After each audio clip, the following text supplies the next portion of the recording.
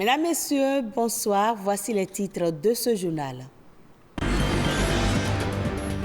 Le célèbre chanteur sénégalais Youssou N'Dour est au Bénin. Il a profité de son séjour pour effectuer une visite au centre sportif Eya Dakpakpa. Les précisions à suivre. La population béninoise bénéficie désormais d'une couverture sanitaire, un projet mis en place par le gouvernement qui vient d'ailleurs répondre à un réel besoin.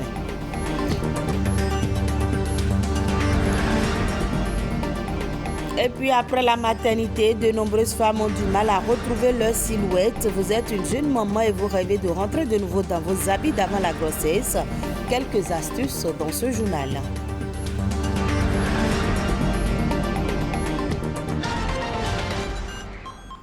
Bienvenue dans cette édition. On ouvre ce journal avec la santé. L'Arche, l'assurance pour le renforcement du capital humain, est en phase expérimentale au Bénin. Une couverture sanitaire est offerte aux populations par le gouvernement. Le projet vient d'ailleurs répondre à un réel besoin. Bernol Diogbe, Karamata Gbatao. Les populations vulnérables du Bénin peuvent aujourd'hui se faire soigner sans débourser un franc.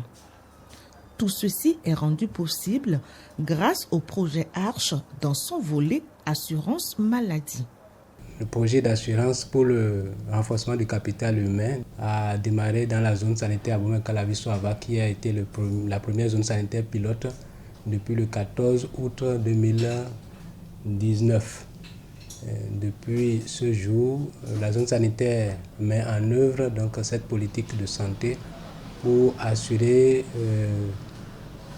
les soins gratuitement à une frange de la population que sont les pauvres extrêmes.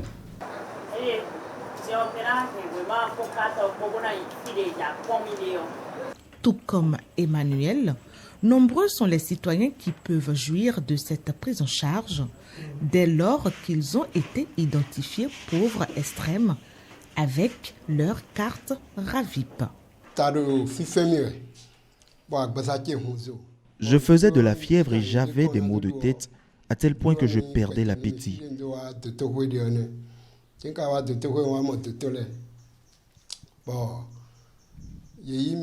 Je me suis rendu à l'hôpital et j'ai présenté cette carte au médecin. Je leur ai expliqué que je n'avais pas de sous sur moi et ils m'ont soigné gratuitement. Abomey-Calavi-Soava est la première zone sanitaire pilote du Bénin. Nous prenons l'accouchement qui est gratuit, aussi CSA Omelopo et aussi l'hémorragie du postpartum. Dans l'autre panier, il y a le paludisme qui est gratuit au centre de santé à Omelopo. Environ 5030 PE qui sont déjà prises en charge dans le cadre donc, de l'assurance maladie H.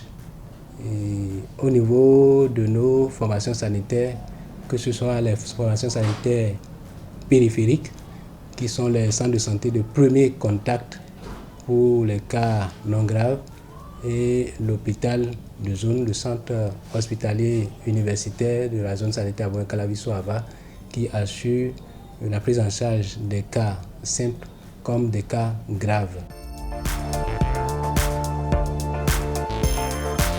Nous avons toutes les urgences de chirurgie digestive, à savoir les appendicites, les péritonites, les hernies étranglées. Et au niveau de l'appareil locomoteur, nous avons toutes les pathologies des membres thoraciques, c'est-à-dire des membres supérieurs, et les pathologies des membres pelviens. La plupart des malades que nous recevons, disons 3 sur 5, viennent souvent des régions lacustres. Nous avons la plupart des traumatismes du membre pelvien en bas et du membre thoracique. Le premier résultat, c'est que nous avons la chance de les retrouver plus tôt et donc d'éviter de les retrouver en situation de complications. Au sein du corps médical, on appelle à la poursuite des efforts pour parvenir à une prise en charge générale de la population et à un panier de soins plus large. Si le projet peut être élargi dans la population, ça nous fera plaisir. Et ça va éviter des mésententes entre ceux qui n'en ont pas et ceux qui en ont. Je pense que cette initiative est à pérenniser et à encourager parce qu'au moins, ça permet une prise en charge, bien que le panier de soins soit pour le moment un peu restreint. Je pense quand même qu'au fur et à mesure, toutes les pathologies pourront être prises en charge pour permettre vraiment le bon effort des patients. L'État gagne des hommes en bonne santé et les autres en bonne santé, ce sont eux qui font le développement. Après les zones sanitaires à Boumekalavi-Soava, Dassazoume-Glazoué, Djougou-Kopargo, très bientôt, l'effectivité de la couverture intégrale du territoire de l'assurance maladie aux plus démunis. Pour être belle et attirante après la maternité, les femmes ont recours à plusieurs astuces. Elles n'hésitent pas à mettre en pratique des recettes de grand-mère, mais aussi à adopter une bonne hygiène de vie qui passe par une alimentation équilibrée et diversifiée. Quels sont donc les aliments à consommer de la période de grossesse à l'accouchement pour maintenir sa silhouette? La réponse dans ce reportage. La grossesse est l'une des périodes de la vie de la femme où son corps connaît des changements. Selon une étude récente, 60 à 90% des femmes sont victimes des vergetures, de prise de poids et de plusieurs autres modifications physiologiques et morphologiques pendant leur grossesse. En cause, les changements hormonaux et l'étirement de la peau. On s'occupe de deux volets, c'est-à-dire le volet physique, si vous avez pris du ventre, si les bras sont tombés, si vous avez pris trop de cuisses, s'il y a des vergetures, tout ça. Donc il y a ce volet-là qui est le volet physique. Et maintenant, il y a le volet sexuel parce que vous avez quand même eu un acte d'accouchement, donc les muscles au niveau du périnée ont été sollicités. Quand on dit périnée, c'est les muscles du vagin et tout ce qui est en bas, donc ont été sollicités et donc il faut les renforcer à nouveau. Nadège est nourrice. Elle a accouché il y a environ 6 mois. Pour retrouver sa forme après la grossesse, elle a opté pour les recettes de grand-mère. Quand on accouche et on rentre à la maison, il faut se doucher avec de l'eau chaude. Avec cette eau chaude-là, les mamans vous massent le corps. En dehors de ça, il faut attacher le ventre avec un pagne. Il y a aussi les tisanes qu'on vous fait prendre après l'accouchement. Et il paraît que tout ça là, ça vous fait perdre le ventre et garder votre forme. S'il est vrai que ces astuces sont relativement efficaces, elles permettent aux femmes de retrouver leur forme. Mais l'abus est déconseillé. Il faut permettre à chaque organe de réintégrer sa place avant de commencer l'exercice. Parce que quand vous commencez tôt, vous fragilisez encore votre périnée et vous courez des risques à la longue de vous retrouver avec des descentes d'organes comme l'utérus qui descend dans le vagin. Donc il faudrait que les femmes ne fassent pas tous les exercices d'abdos.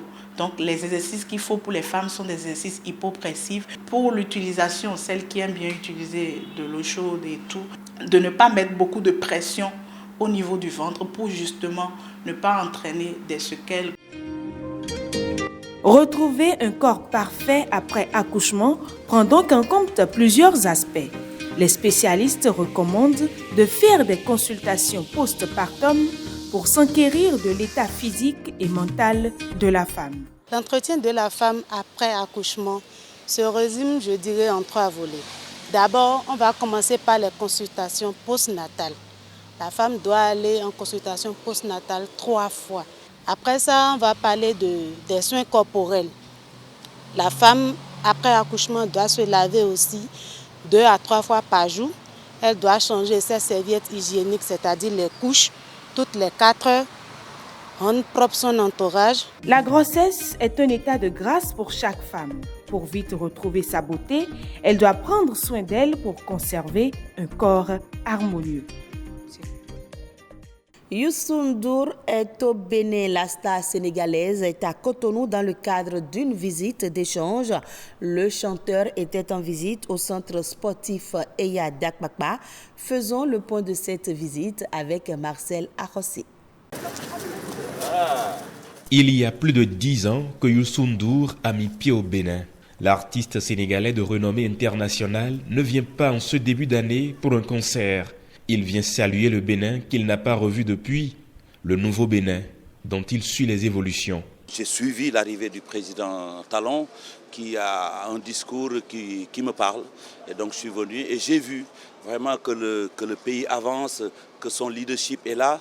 Et j'ai vu aussi les secteurs que j'ai eu l'occasion de visiter, que ce soit dans l'industrie. Aujourd'hui, on était à la zone industrielle. Nous avons vu cette vision-là avec vraiment un développement qui se dessine grave. Nous avons visité les artistes, on a échangé et on finit ici dans ce centre communautaire extraordinaire avec Lionel, où on a eu à écouter du son, à regarder le sport, à voir les gens boire un verre, manger quelque chose et à la fin, l'apothéose avec le spectacle que les enfants nous ont donné. Moi, je suis ravi et c'est ce Bénin-là que je suis venu saluer.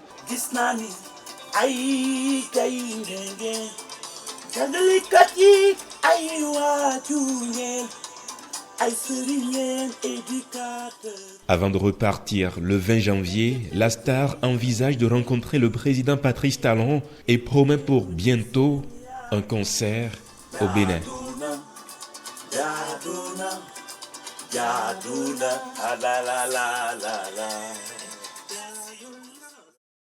Suivons à présent La Nation en bref, une compilation de l'actualité ces dernières 48 heures présentée par Machel Betorou.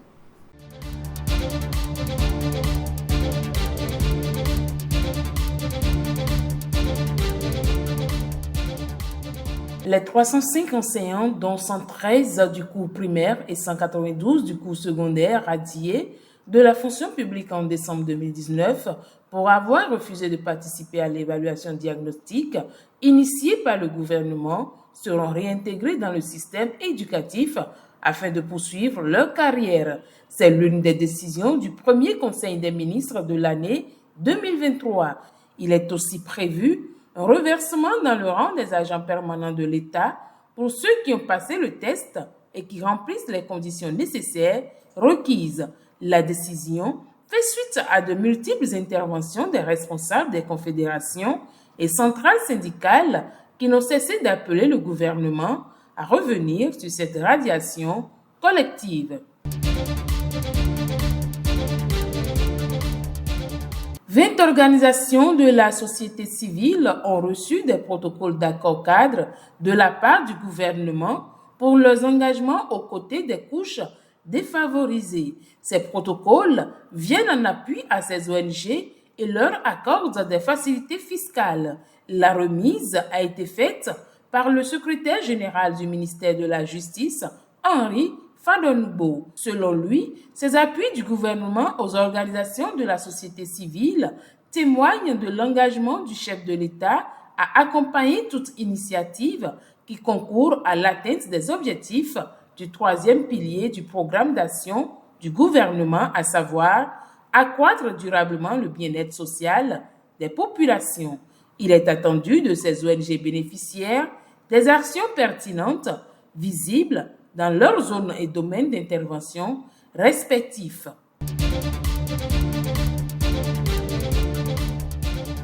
Aucun test n'a prévu la conversion systématique des biens-fonds des citoyens dans le patrimoine de l'État pour défaut d'obtention de l'attestation de détention coutumière ADC, déclare Jules Victorien Koublenou, directeur général de l'ANDF. Suite aux nombreuses inquiétudes des citoyens béninois, le directeur général de l'Agence nationale du domaine et du foncier apporte un démenti formel par rapport à la rumeur qui circule depuis quelque temps sur les réseaux sociaux et qui fait croire qu'à partir du 14 août 2023, les terres non déclarées à la mairie deviendront la propriété de l'État. Il ajoute que cette interprétation du code foncier et domanial en République du Bénin n'est pas exacte.